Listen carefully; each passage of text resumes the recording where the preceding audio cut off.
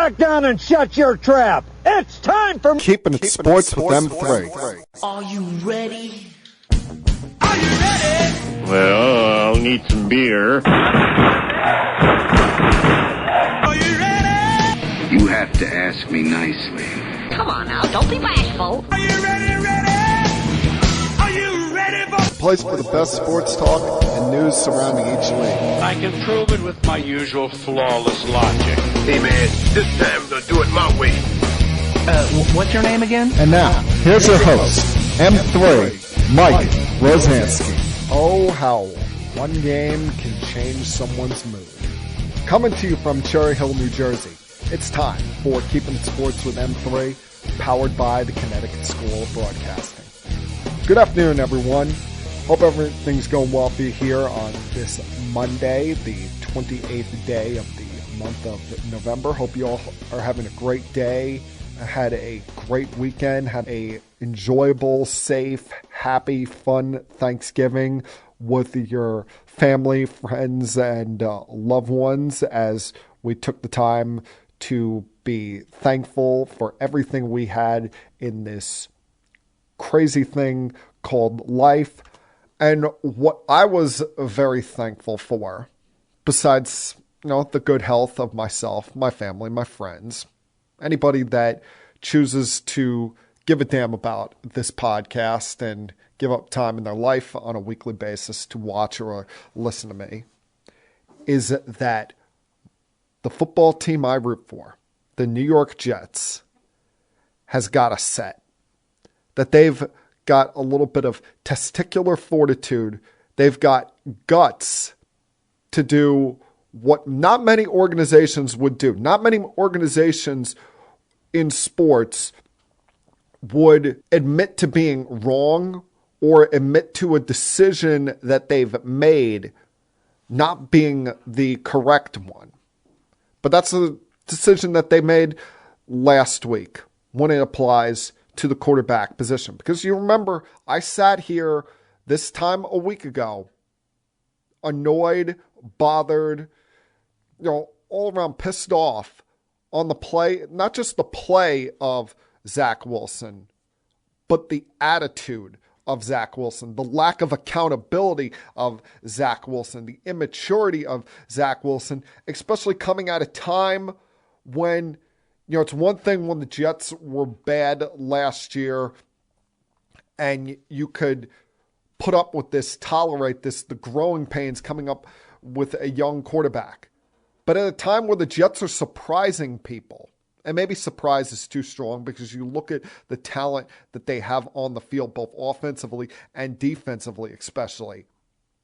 But at a time when the Jets are having a good year, are in contention for a playoff spot, you can't let one guy come ahead of the other 52 men in that locker room, because that's how a locker room gets destroyed. That's how a locker room gets divided. That's how, you just lose your control over a group of men. And Robert Saleh, along with Joe Douglas, a decision like what they made is not just made by one man. It takes a group of people. That's why you knew something was up last week when on Monday, Saleh was about 2 hours late to meeting with the media on Monday afternoon, was 2.5 hours late for his weekly radio spot, wondering what's going on here.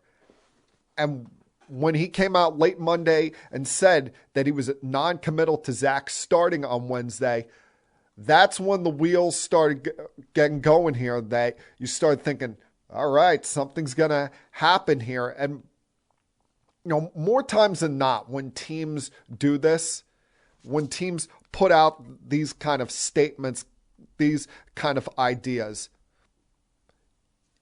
you take it with, for granted, or you take it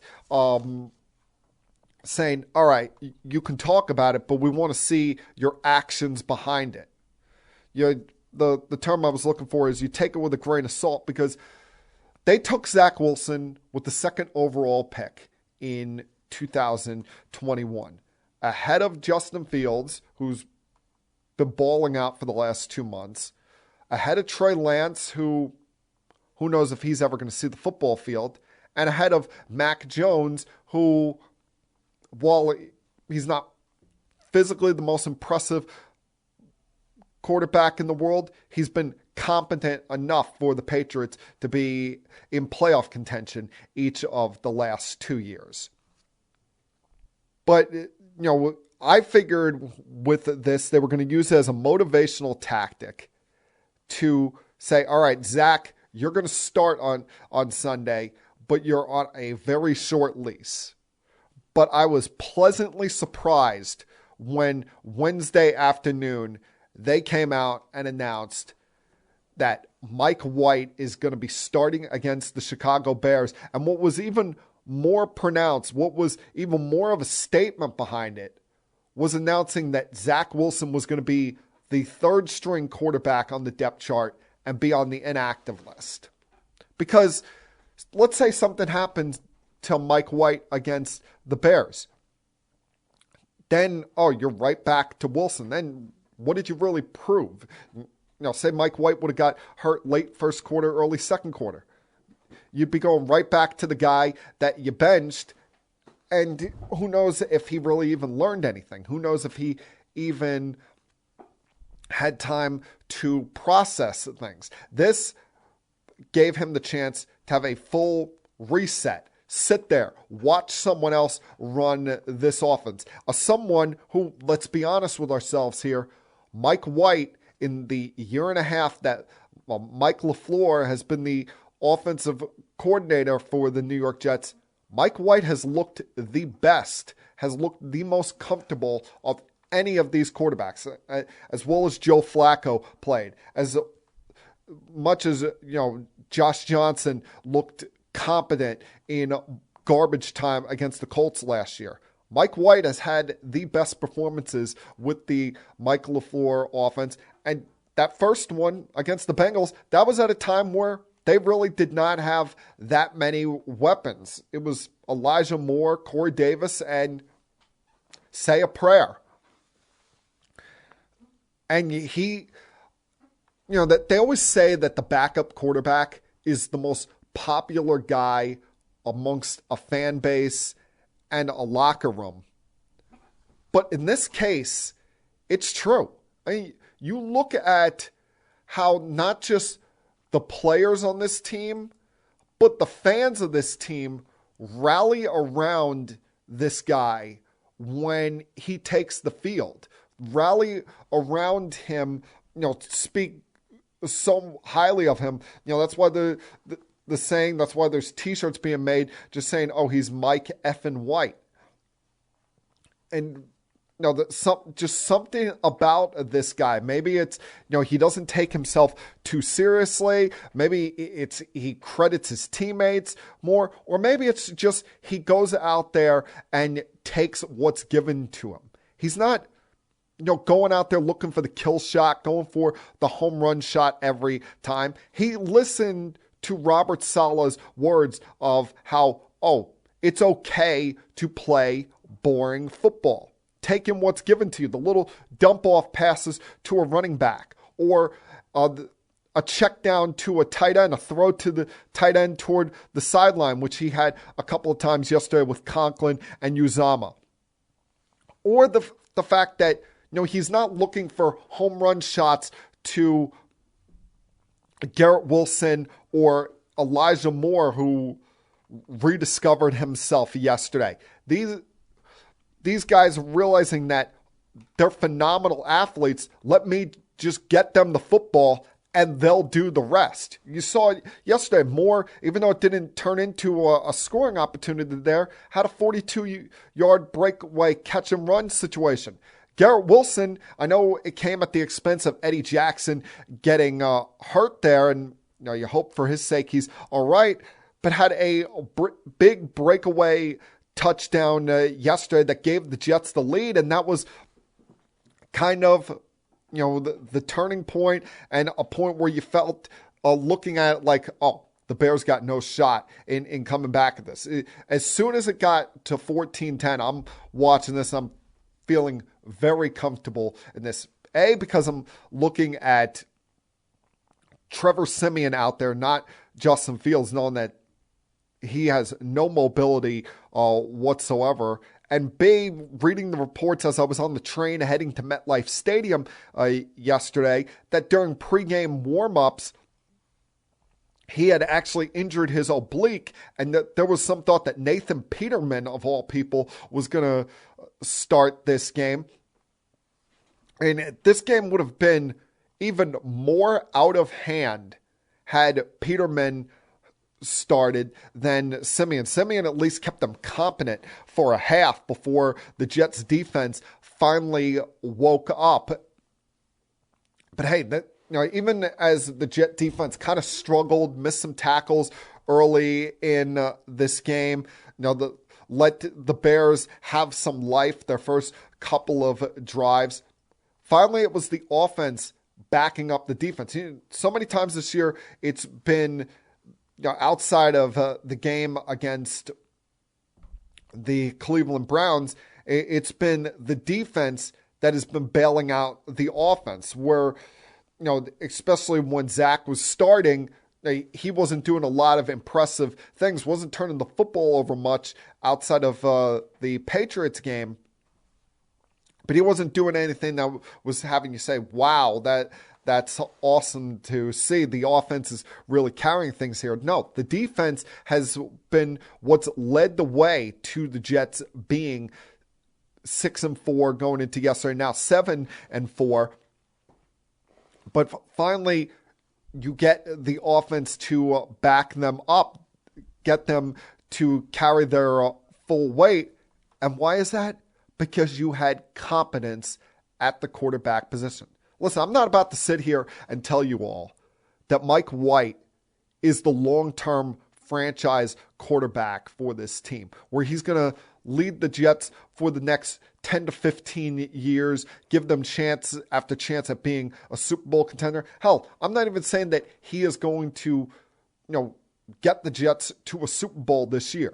But if the Jets want to make the playoffs this year, which I know they want to, and every single Jet fan living and breathing on this planet wants to see them do, the best opportunity they have at doing that is with Mike bleeping White as their quarterback. Because with this defense, God willing, they all remain healthy throughout the season. With this defense playing the way that they have played, whether it be at home or on the road, doesn't matter. The sky is the limit for this Jets team if they just get competence.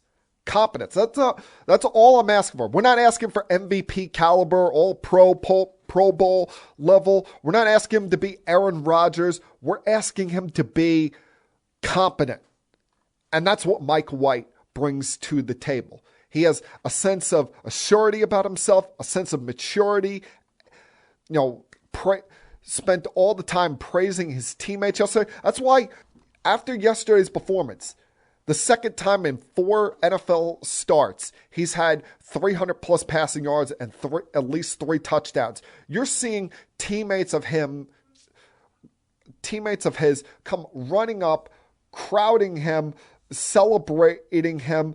Pam Oliver wasn't even able to finish her post-game interview with him on the field because the guys were so jacked up.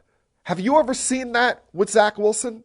Have you ever seen guys raving, glowing about Zach outside of the field or during post-game press conferences? I haven't.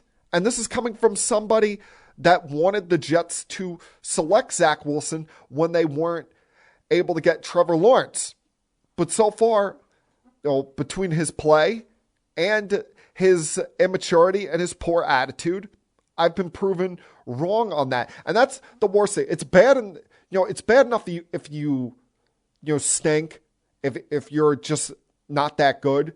We can accept that if you hold yourself accountable. I mean, take, for example, his predecessor, Sam Darnold. Sam Darnold, who never had any weapons to work with outside of Robbie Anderson for a year or two.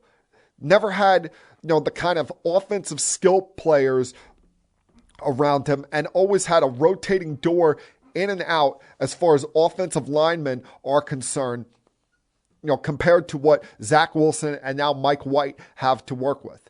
But did you ever hear, Sam Darnold, lack accountability? Did you ever hear him not take responsibility upon himself when the time called for it? No. He acted like a pro all the way around. That's why, even to this day, with him not being on our team, I still root for him. I was happy that he defeated the Broncos yesterday and looked all right in his performance, and going to get a shot going forward here with the Panthers, hopefully for the rest of the season. Take cues from him, Zach, if you ever, and who knows if he's ever going to be the Jets starting quarterback again. Hopefully Mike White, nothing bad happens to him. But if Zach Wilson gets the chance to be the starting quarterback again,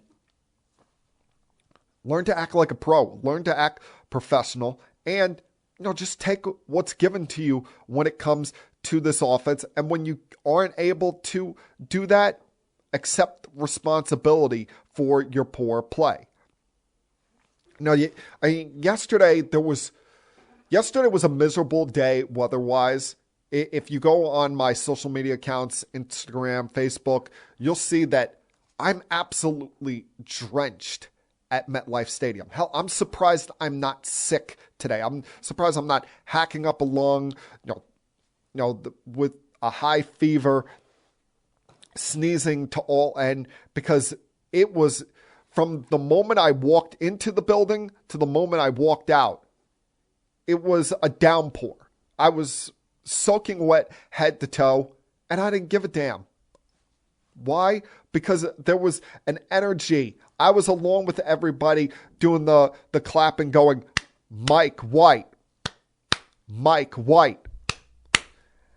There was just an energy that this guy gave this team. As I said, I don't know what it leads to this season. I don't know what it leads to long term. I'm not even, we'll look at Mike White being a pending free agent when the season comes to an end. I would absolutely love for that to be a problem for this Jet team to have, where they have to now pay this guy coming out of nowhere to be their quarterback for, at least the next couple of years. And if that becomes the case, it means the Jets are winning. It means the Jets are relevant, that they're in contention. And like I said, all he has to do is be competent. You get competency out of the quarterback position with the weapons they have on offense. The Mike LaFleur offense can work. And with that defense, who knows? Who knows where it could take them? Now, yeah, they got a tough schedule coming down the stretch here. You know me, I'm one game at a time kind of mindset, but you look at it. The 6 games they have remaining: at Minnesota, at Buffalo, home against Detroit, a Thursday night matchup against the Jaguars, who are feisty in their own right. Then you go to Seattle, and then you go to Miami on the final week of the season. That's as toughest remaining schedule as you're going to have. I think I saw before, as far as record-wise is concerned, it's the 5th most difficult remaining strength of schedule in the NFL.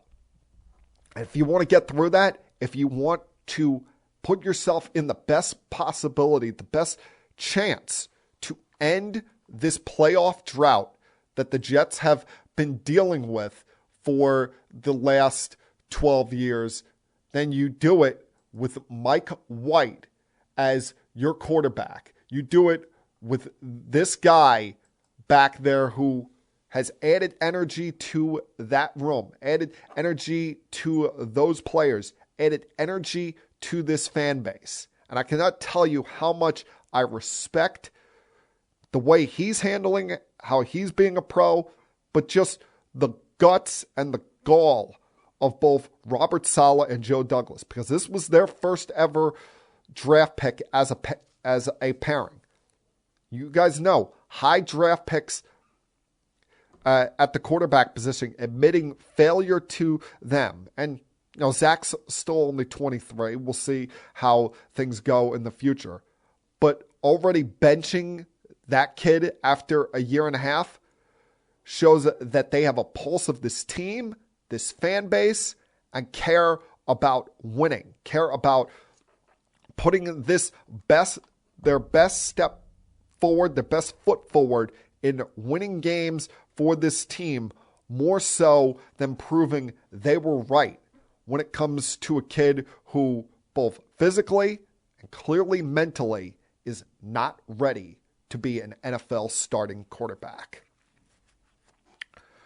All right, I got a lot to get to for the next about 45 minutes or so on this podcast. Give you some thoughts on the Thanksgiving games, mix in some college football. We'll talk about Odell Beckham, some things that interest me here along the way in week 13. Even, who knows what else could pop up along the way in this podcast. So a lot I want to talk about this week. I'm so glad all of you could join me, could be along for the ride on this podcast. So, hey, as I say each and every single week, put your feet up, sit back, relax, and continue keeping it sports with M3.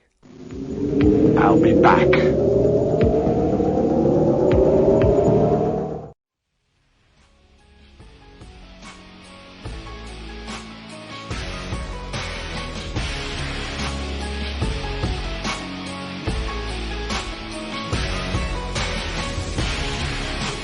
We'll get back to football in a second here, but I want to touch back on Thanksgiving in a rare moment where we don't keep it sports,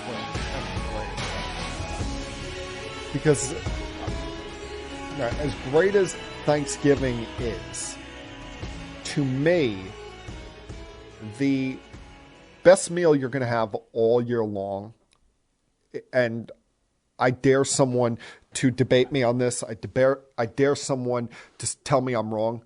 The best meal you're going to have all year long is not Thanksgiving dinner.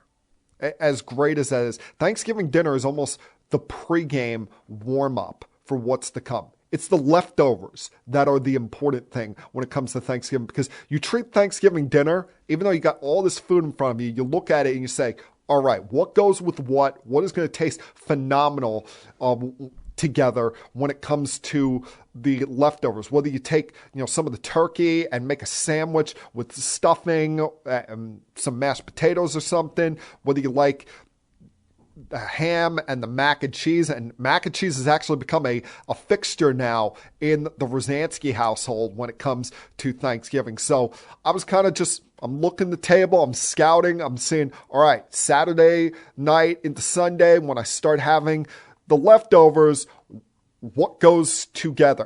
And as well, today is probably the last day that you can do it. You get to Tuesday after Thanksgiving, you're really stretching it then at this point. So hopefully get all the leftovers out of the way by the end of Monday night.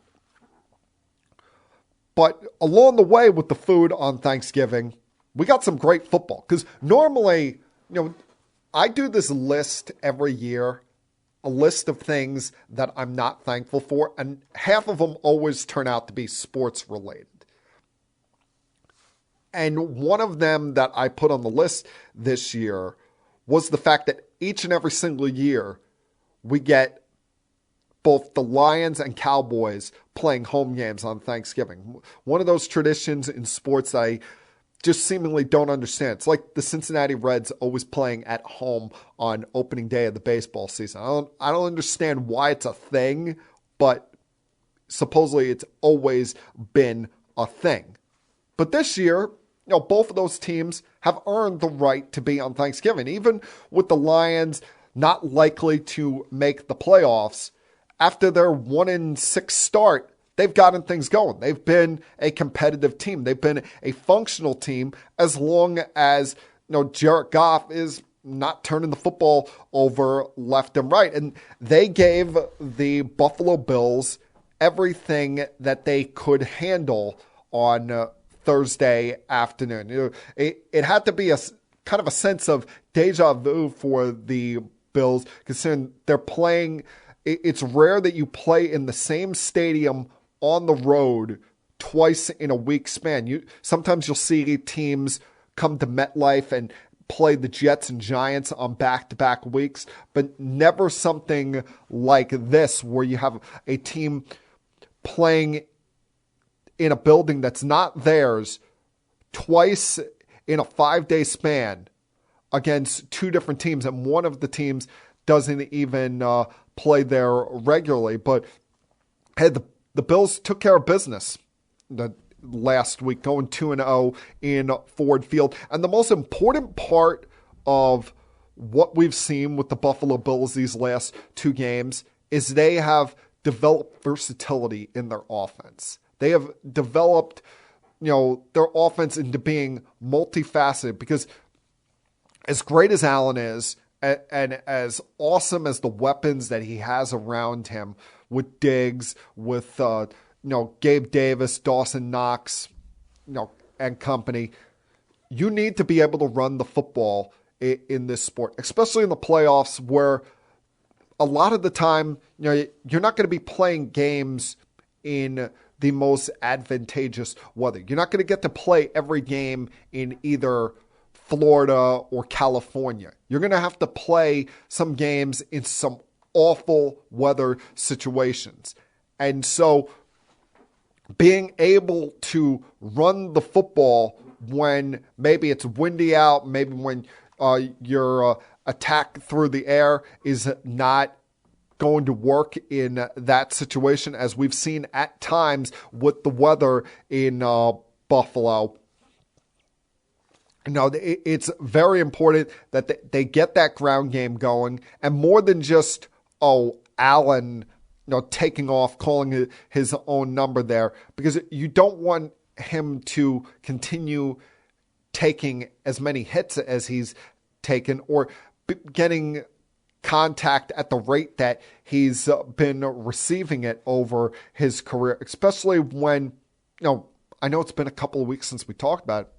Who knows what the status of that right arm of Josh Allen's is? Who knows how his elbow is actually doing there? So there's still, being potentially some hairiness with that. We've never gotten a full explanation on what was going on with his elbow. But with that still potential lingering of doubt, you don't want him taking as many hits, and you got to get these running backs going, and they were able to do that. Plus, they were able to capitalize on, the Lions making mistakes. Like I said, they were game for this. They pushed it right to the wire, forced the Bills to have to make a field goal at the buzzer to win this game. But there were too many mistakes here by the Lions, whether it be, early on, Williams fumbling in Buffalo territory. Then you get the safety when Ed Oliver sacked Goff in the end zone, as well as a missed field goal there.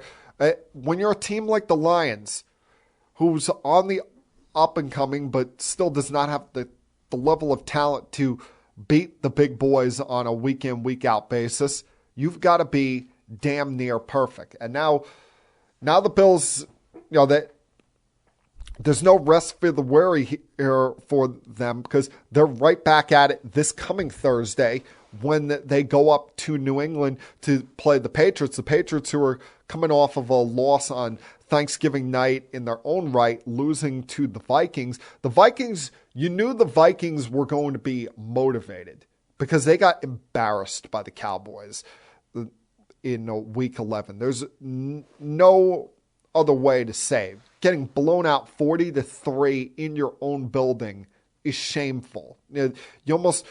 you almost wish you had your bye and you could tuck your head under a rock and not have to see the rest of the world for 2 weeks.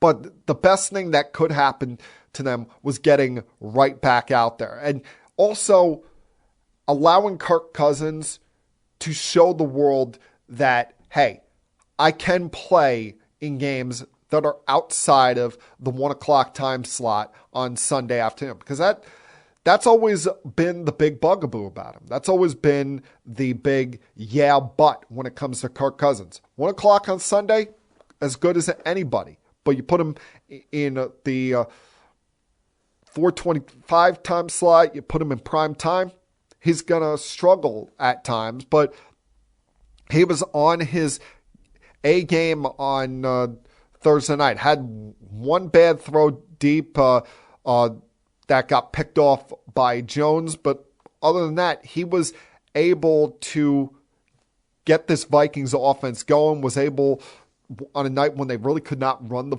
football too well, was able to match the Patriots. I was surprised how much the Patriots, in their own right, were throwing the football down the field. And I know there's a lot of Patriots players, fans, yada yada, that cover the team whining, bitching, and moaning today about the Hunter Henry spot.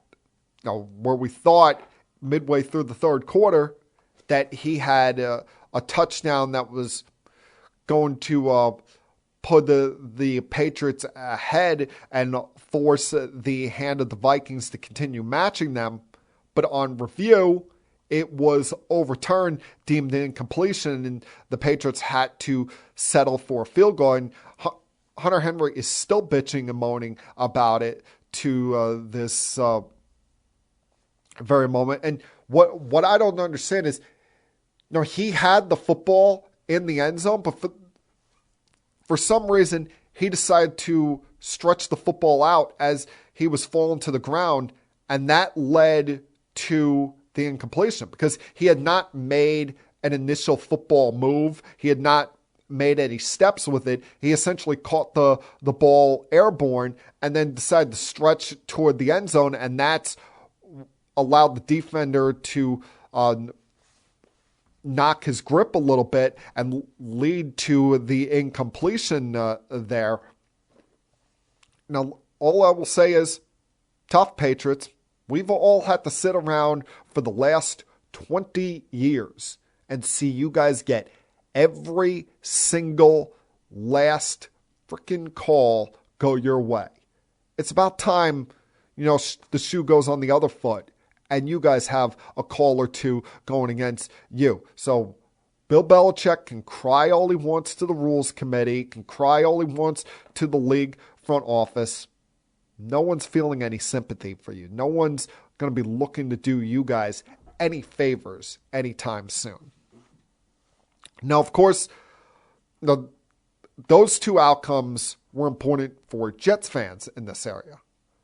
The game that was an importance to the other fan base was, of course, the Giants playing on Thanksgiving, and now it's 2 losses in a row for the New York Giants, and you're starting to get concerned here. While they fought their asses off, were competitive the entire way against the Dallas Cowboys, the problem here is you're seeing a battle of nutrition for the New York Giants, where they've lost guys both offensively and defensively, led by the loss of Wan'Dale Robinson last week. And you're looking at this team, and as fun as they've been to watch the first few months of this season, you're starting to see things come right back to earth. And while they were able to keep the Cowboys offense in check for the first half, their defense looked pretty strong in the first half of this game. Now, they were not able to match offensively the Dallas Cowboys in the second half. Dallas came out with 3 consecutive touchdown drives, while the Giants turned the ball over on downs twice and didn't score again until there was about 8 seconds left in the game with the Richie James touchdown. And I don't blame them for going for those 2 fourth downs. Some people could say, oh, it's desperate going for fourth down in your own territory. But when you look at how this offense is beaten up, when you look at the fact that teams have been able to calm down Saquon Barkley in the last couple of games, you've got to take chances. You've got to take risks. You don't have the level of talent that the Dallas Cowboys have. So you got to out-coach the Dallas Cowboys. You've got to out-scheme the Dallas Cowboys. And even for as mediocre as Mike McCarthy has been as the Dallas Cowboys head coach, the Giants were just not able to overcome all the threats that Dallas presents offensively. They were able to get a couple of interceptions early on, but only turn those interceptions into 3 points. And when you're such a big underdog like that, when you're struggling with so many people injured on your roster, you can't let those scoring opportunities go by the wayside. And now, if I'm a Giant fan, I'm concerned because you look at this, they have the most difficult schedule coming down the stretch here. When you look at, they have 4 division games against the Commanders and the Eagles. Well, the Commanders have now won 6 of their last 7, 5 out of 6 since Taylor Heineke has took over as the quarterback. And while he does nothing impressive, there's nothing truly over-the-top impressive about the Commanders' offense, although we'll see what the addition of Brian Robinson back to that offense does. A lot like Mike White with the Jets, there's something about Taylor Heineke, just an infectious energy and just a joy for the game that he brings to the table that has risen everybody's game up with that Washington football team. And then you look at, you got to play the Eagles twice. They just ran for almost 400 yards against the Packers last night. And you've got to play that team twice in the final 6 weeks, mixed in there with playing the Vikings on Christmas Eve. The only real gimme, if you want to call it, is when on New Year's Day you get to play the Indianapolis Colts, and we'll see where they are in things when it comes to that. But you look at right now, the Giants are in a spot where they're battling 2 other teams for essentially 1 spot, because you figure the Eagles are going to win the East. The Vikings have a stranglehold on the North. The 49ers have began to pull away in the West, and we'll see what happens in the South. I'll talk about that in a couple of minutes here, but it's going to be between the Giants, Commanders, and Seattle for 2 spots in the postseason. They've lost to Seattle already, and now they got to deal with this Commanders team twice in the final 6 weeks. So, and with all these injuries piling up, it is going to be a very difficult run to the finish line for the Giants. I hope they come out of it in a positive way, because it would be awesome for fans of MetLife Stadium football for both teams to make the playoffs this year. And while the road for the Jets is more difficult when it comes to the number of teams they've got to match up against, the Giants, their own in-house issues may be what costs them in the end. All right, going to take another break here, come back on the other side, and look at what else went down in Week 12. Damn, this schedule is flying by. Continue keeping it sports with M3. I'll be back.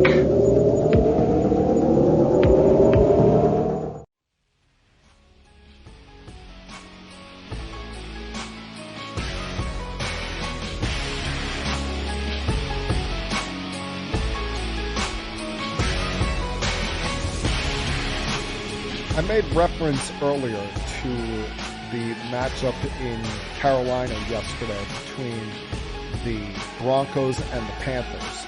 And you've wondered, when it comes to the Denver Broncos, how long it would be before finally one of his teammates would get fed up with how Russell Wilson and this offense were lacking any support for this team. Well, it was in the second half yesterday. Mike Purcell got in his face, shouting at him, "Let's go, come on, wake the you-know-what up." Trying to, I'm sure he said a lot worse. He said during the post-game press conferences, post-game time with the media, they was just trying to pump him up. But you got to imagine that team is annoyed. They're outright pissed off with the way that they are playing this year. They have, quite frankly, been one of the biggest disappointments in this sport so far. If you're ranking disappointing teams, you start with the Broncos. You probably got to put the Raiders in there, because remember, before the season we looked at the AFC West and thought maybe that could be the greatest division of all time. You throw in the mix there the likes of New Orleans. I wouldn't exactly put the Rams in there just because they've had a ton of injuries, playing without their quarterback, now their best two wide receivers, and they're coming off of a Super Bowl title. So even though this isn't exactly a Super Bowl hangover, there have been true reasons for why they've stunk.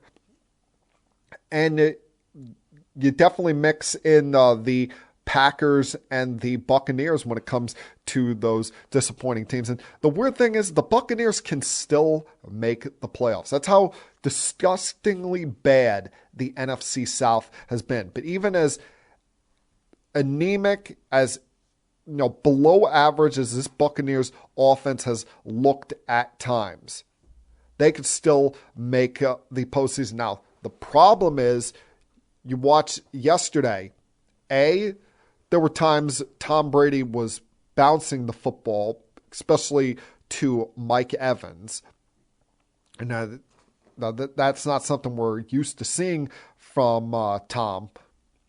But also now he's lost his best offensive tackle, his safety net and protector in Tristan Wirfs to a knee injury. And there's still no update on how bad this could be. But you saw immediately after he left the game, Tom took a sack that gave the Browns an opportunity to get the football back in overtime and lead to the walk-off touchdown by Nick Chubb, set up by that nice pass by Jacoby Brissett, who, you feel good for the guy. This is another one of those guys that has jumped around, just kind of seeking an opportunity to play. No one's ever really fully committed to him being their guy. And now he gets this nice moment in what, in all likelihood, is his final start for the Cleveland Browns, because, hey, the circus comes back to town next week in Deshaun Watson. I mean, it's going to be a circus there in Cleveland all week. The first time the media really gets to see him, really gets to talk to him now as an active NFL player in almost 2 years. And we'll see what kind of rust he has. And how ironic is it that he's going back to Houston to play his old team? Now, that's why I've looked at that suspension from the beginning and thought it was kind of a joke. Not the length of it, because he should have gotten longer, but the date and time when they were going to be allowing him back. His first game, really? You don't think that we don't think that's anything more than a coincidence that his first game back is against his former team? Come on. We're not that stupid. But you look on the AFC side of things yesterday. Yesterday was a telling day on a lot of fronts. For one, the Miami Dolphins offense just continues to roll. Now, it does help when you're going against the Houston Texans, and the Texans, you can't even say the Texans are tanking, because I'm sure Lovie Smith would never agree to something like that. They're just awful. They can't play football. They don't have competitive players on that roster. They have no one worth your time being interested in on that team right now. And they showed a little bit of respect for themselves after trailing 30-0 at halftime to put some sort of a fight together. But Tua and the crew just went out there and took care of business. And he's been great since coming back from the concussion. Showing no signs of any concussion hangover or anything. But you look at his numbers since then. He's completing about 70% of his passes, averaging north of 300 yards per game, has 11 touchdowns, no interceptions.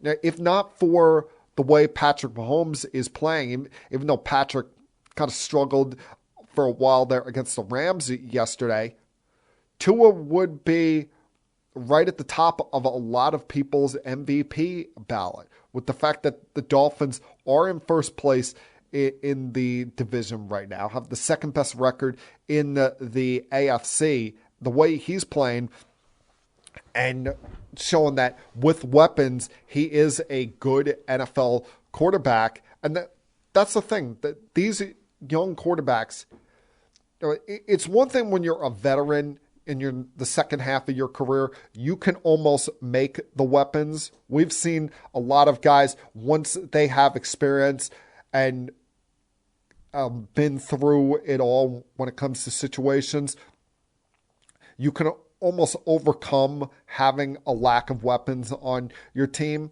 But when you're a young guy, you need talent at the wide receiver position to get you ahead, to build that confidence, build that moxie, build that mindset that, hey, yeah, I can do this in this sport. And that's what having Waddle, that's what having Tyreek Hill there for Tua Tagovailoa to build this offense with has done for him. Now, you look at the AFC North right now, and the AFC North, it looks like it's going to come down to the wire between the Bengals and the Ravens. The Bengals took care of business yesterday against the Titans. The Titans were never able to get Derrick Henry truly going, and got in their own way a whole lot. I mean, for one, can someone tell them that T. Higgins was on the field, and that maybe you should double team him when you realize that he's the only true deep threat that Joe Burrow has right now, with Jamar Chase still out? I mean, T. Higgins is still running all over that Tennessee secondary.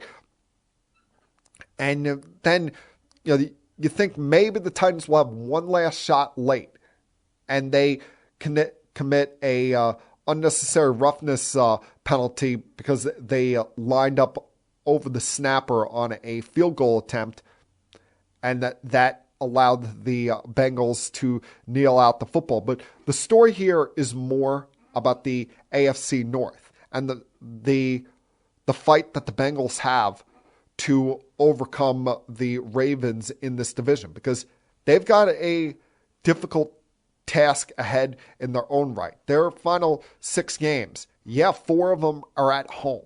But look at this final 6-game stretch.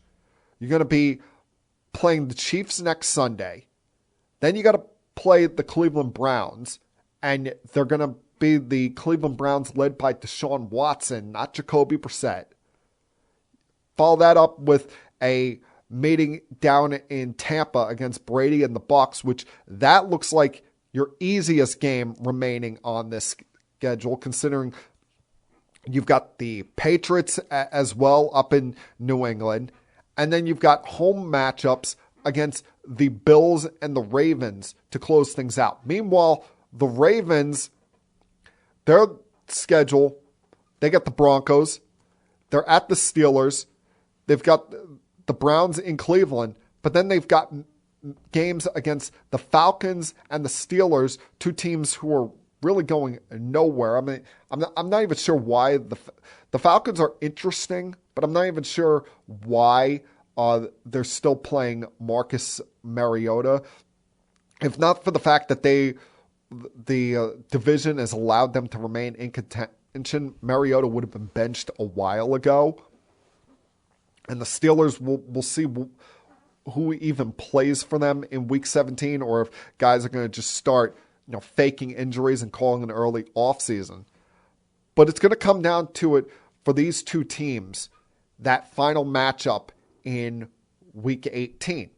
And the big problem here for the Baltimore Ravens is they don't know how to close out games.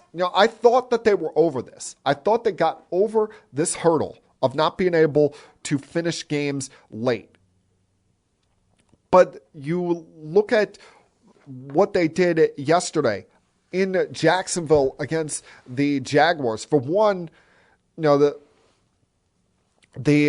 Jaguars, just played with a, kind of screw it mindset, just saying, hey, we know we're the underdogs here. We know that we don't exactly completely match up with them talent-wise or experience-wise. But let's just go out there and let it hang loose. Meanwhile, sometimes it feels like with the Baltimore Ravens that they're so tightly wound, or so, lacking enjoyment at time in playing football, that they get in their own heads. And, some as great as Lamar Jackson is, and I thought earlier this year that he was setting himself up to have an Aaron Judge-like year where he puts himself in position to ask for whatever he wants in contract talks at the end of the season. Lamar Jackson has got to start, thinking with his brain rather than his athleticism, and start going with a more of, I talk about it all the time, the KISS theory. Keep it simple, stupid. Because you're watching him play, and he had 12 incompletions on first and second down yesterday. He's trying to take home run shot after home run shot, and he doesn't have those kind of guys. It's not like, Odell Beckham is going to suddenly walk through the door and play for the Baltimore Ravens. They don't even seem like they're a team that he's considering right now. But he's got to get out of his own way, because he probably is as big a reason as any as why they have blown so many late leads coming down or going through this season so far. Mix in that along with some of the turnovers that gave the Jaguars life. I mean, you give an underdog a little bit of life. You give them some belief in themselves. Sometimes they're going to walk through that door of opportunity.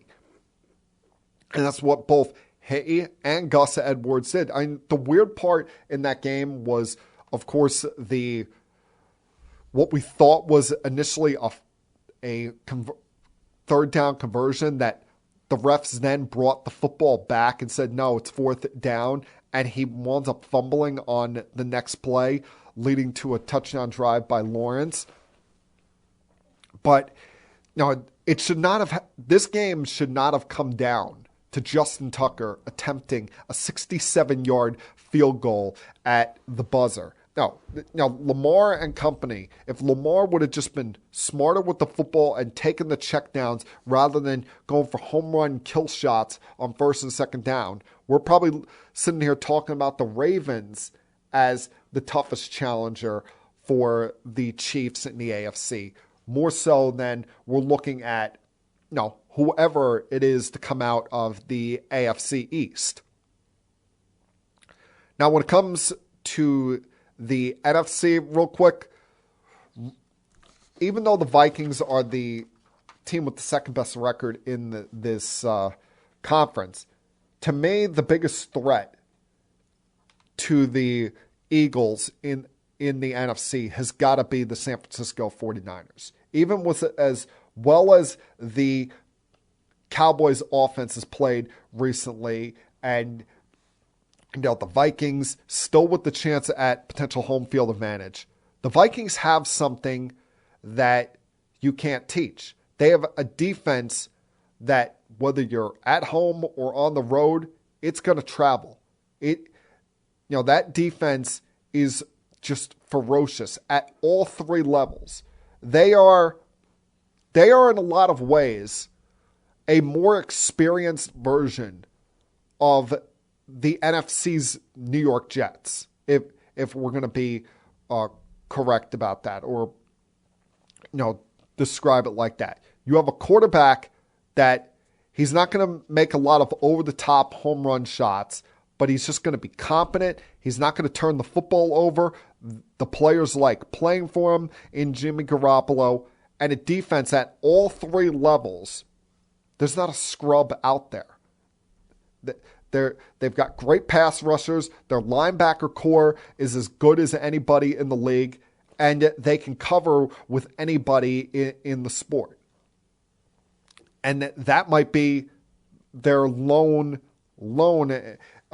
weak link, if you want to call it that.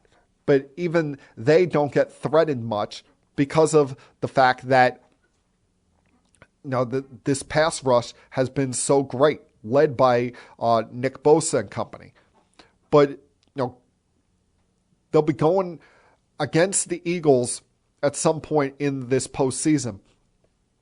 And the Eagles, that their ground game could potentially get somewhat slowed down by this 49ers defense. I don't think they're going to rush for 360 again like they did against the Packers. But if you're asking me, you say, all right, who do you have the most confidence in that can go into Philadelphia in a bad weather night in January and come away with the upset victory and end the Eagles' hopes at another Super Bowl championship? It's got to be the 49ers. Now, we saw them, what they did against the Packers last year. And every time we're ready to count Jimmy Garoppolo out, he seems to overcome our expectations. The only thing he has not done yet is win a Super Bowl as the starting quarterback for a team. But this team, as long as he's healthy, is more than capable of coming out of the NFC.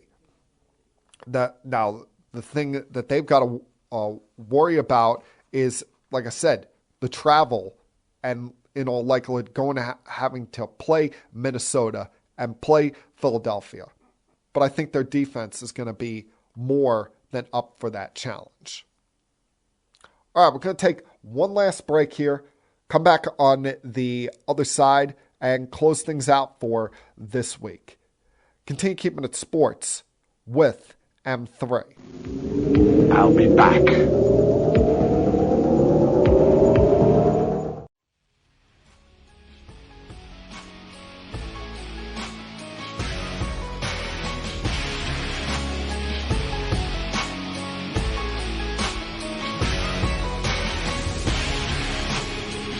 I was talking about Thanksgiving earlier, and one of the things I was thankful for this year is that even with all of the nonsense that's gone on with the Brooklyn Nets, whether it be Kyrie Irving's crap or Kevin Durant requesting a trade this offseason, and whatever goes on with Ben Simmons on a daily basis, at least I have one of, as what I refer to it, one of the other children as far as my sports fandom doing well. Because I've always told you, it's the Yankees and then the Jets that are the two top teams when it comes to my rooting interests that, affect my emotions sometimes worse than they should on a day in, day out basis. And then I take what I can get from the other two teams, that being the Nets and the New Jersey Devils. But the Devils are off to an amazing start this season. Now, a season that I thought that they had a shot at being a playoff contender because I've watched these young players that they've had for the last several years start to grow, start to come of age. But I did not think we were going to be looking at one of the NHL's best teams this season in the Devils. And that's what they've looked like so far. After they were passed up on by Johnny Gaudreau in the offseason, there was some disappointment by Devils fans. Some fans felt that they did not have as strong an offseason as they potentially could have. But who cares? You look at this team, they've won 18 of their first 22 games. They have the second best record in the conference behind the Boston Bruins.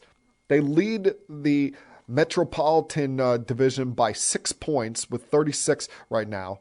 And they've been on a crazy run since the first couple of weeks of the season, winning 15 of their last 16 games. Remember, early in the year when they started 3-3, there were fans chanting at the Prudential Center, "Fire Lindy Ruff." And now, fans are apologizing at the games, wanting to throw bouquets because the team won 15 of the last 16, just came off of a 13-game winning streak with a 2-1 loss to the Maple Leafs last Wednesday night, and have bounced back with back-to-back wins over the weekend. And during that stretch, they weren't just winning games. They were kicking teams' asses. They outscored the opposition 56-24 in that 13-game run there. And like I said, a lot of this team is young. Especially, you have 3 stars that are coming of age on this team. Hughes and Heischer at center. And then Jasper Bratt is probably one of the great examples to be patient with a young player. Because we first saw this guy, about 5 years ago when he was 18, 19 years old.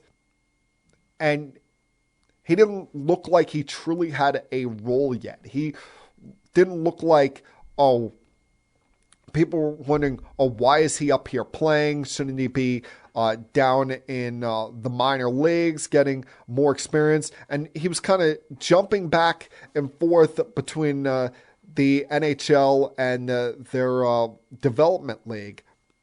But last year was a big breakout year for him when he had 73 points. This year, he's already got 25 points in the first 22 games of the season. Been one of the best left wings in the sport. You mix that with some of the other young guys they have on this team, and they only have 2 guys that are over 30 years old on this roster. One of them being one of the wise pickups that they made during the offseason in bringing in Brendan Smith, who has been kind of that enforcer, been that guy saying, hey, I'm not going to let the other team take cheap shots at our top guys. He gets in there, does all the gritty, grinded out, dirty kind of stuff there that you need on a team. You need that guy that's going to hold the opposition accountable and know that, hey, we're not going to put up with any BS against our young stars here.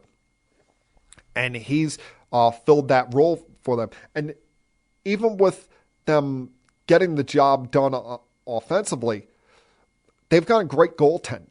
Getting Vanek in here at goalie has done wonders. Even with him missing a little time with injury, his backup Schmid has filled in very nicely. Both guys amongst the NHL leaders in goals allowed per game.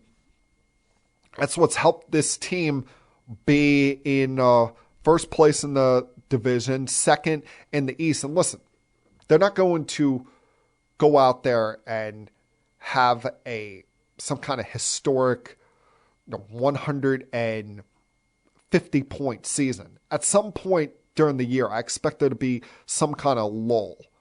But this start here has put them in a position where when that lull comes, where they lose, 7 out of 10 games, it puts them in a position where they have a little bit of breathing room, where they're not concerned and wondering, is the floor falling out beneath us?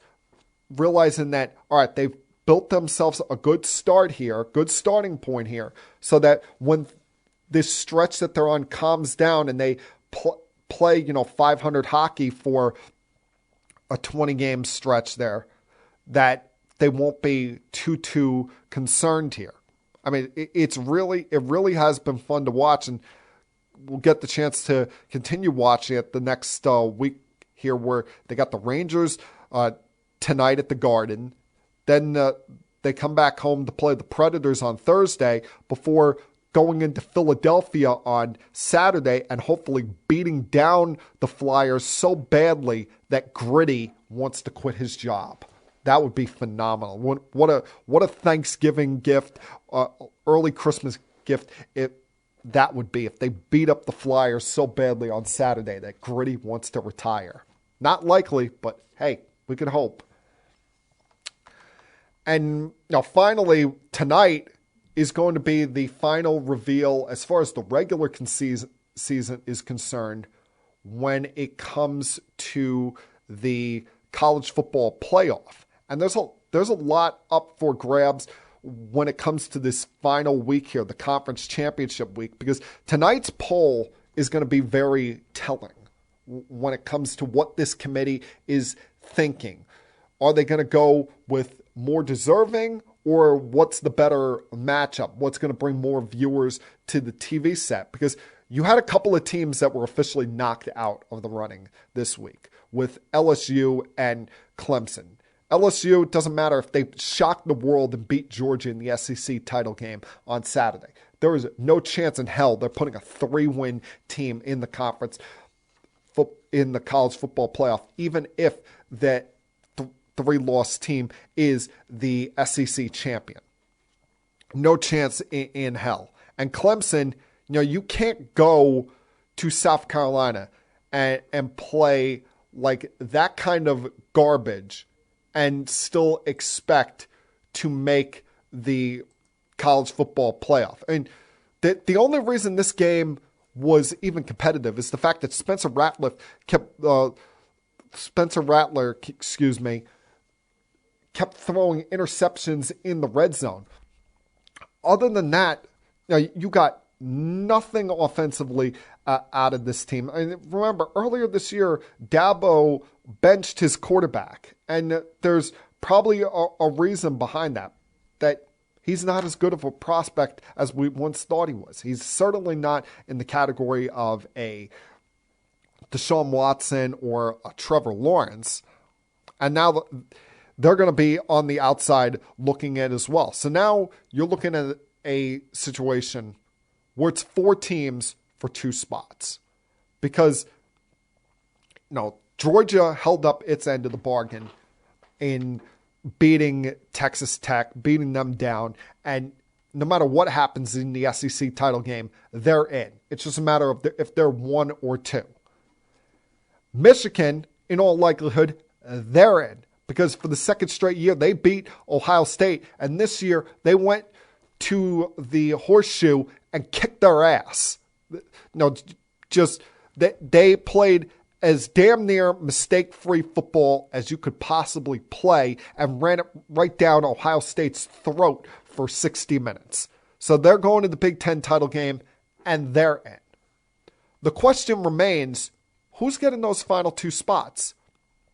And it's between TCU, USC, Ohio State, and yes, Alabama. Alabama is back in the conversation, the fact that they've won out all of their games. Now, what's going to hurt them is the fact that they lost to LSU, and LSU just lost to Texas A&M, who's had a disappointing season in their own right, but got to spoil someone else's chance at the big party on the way out. But Alabama, the problem they face is they don't have, that big time win on their schedule that some of these other teams, especially, USC has. USC, their win over Notre Dame becomes more impressive now after what Notre Dame did to Clemson a couple weeks ago. The fact that Notre Dame had a representable season after what was kind of a slow, sluggish start. And the easy thing here for this committee is if TCU and USC win the Pac-12 and Big 12 championship games, respectively, they're in. They'll be in and go up against some order of Georgia and Michigan. But let's say that there's some chaos this weekend. Let's say TCU were to lose. Or let's say that what I think it would be more likely, USC fell to Utah on Friday night. Who's going to be that first one to step up and grab one of those spots? And we're going to see what the committee is thinking in that based on how they rank Ohio State and Alabama at 5 and 6. They're going to be those 5 and 6 spots. It's just a matter of, does Alabama's win in the Iron Bowl, along with how bad Ohio State looked in the game on Saturday against Michigan, getting their doors blown off at home in the second half, does that loss combined with Alabama winning out put them with 2 losses and not an impressive win on their schedule ahead of Ohio State? We're going to be fascinated to watch. Now, personally, I'm hoping that there is no chaos this week because, I always love to see Nick Saban whine and complain. But it's going to be fun to watch Saturday night, Friday night, all of this, seeing how this plays out. Like I said, we know Georgia and Michigan are going to be in. It's just a matter of who is getting those other 2 spots. And I didn't make a big deal about the Odell Beckham thing because, I read the reports about how he was taken off his airplane yesterday morning. To me, it's not like he was, as far as we know, there's no reports of him doing drugs. There's no reports of him being heavily intoxicated while on that plane. And it wasn't like he was getting in fights with police officers and having to be detained or arrested. They were more concerned about his health and safety based on the way he looked when he was sleeping. So I hope that there's nothing wrong with him and that we get him back in the NFL soon, whether it's with the Cowboys or the Giants. The more concerning thing I saw from yesterday is I think that the Green Bay Packers need to put Aaron Rodgers on ice for the rest of the season. I know that they are on,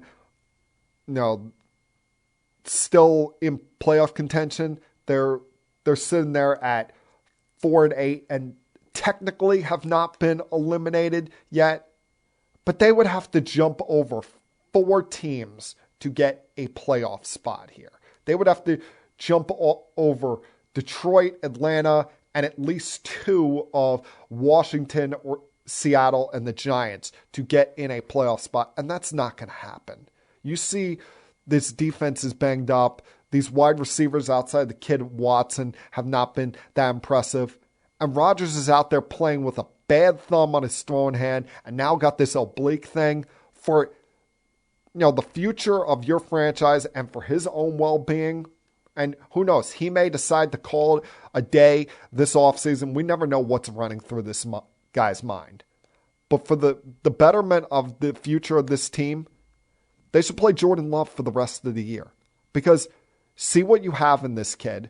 And even if Rodgers decides that he's playing again next year, that doesn't decide to retire, or there's not a team that comes knocking down your door with some insane package to trade for the end of Aaron Rodgers' career, maybe you can find someone that's dopey enough to trade you something of value for Jordan Love. We know how hard it is to find quarterbacks in this sport, and there's going to be plenty of teams looking for a quarterback at the end of this year. Maybe you fool one of them like Seattle was once upon a time by Matt Flynn. But yeah, he just does not look right still being out there. He got it physically taken to him last night against the Philadelphia Eagles. Now, a lot of it was on their defense getting run all over. But for his sake, and the sake of the Packers franchise, Aaron Rodgers should not take another snap for them this season. And that, my friends, was Keeping It Sports with M3 for Monday, November 28th, 2022. Everyone, please have a great night. Have a fun, safe, happy, enjoyable week. And I'll talk to you guys again, same time next week. Until then, peace. We have to go. Good night, everybody. I have had enough of you! Thank you for all the fun. Thank you. Hey, shut up, will you? I don't want to see you, I don't want to hear you, I don't want to smell you. Now leave. I'll be back.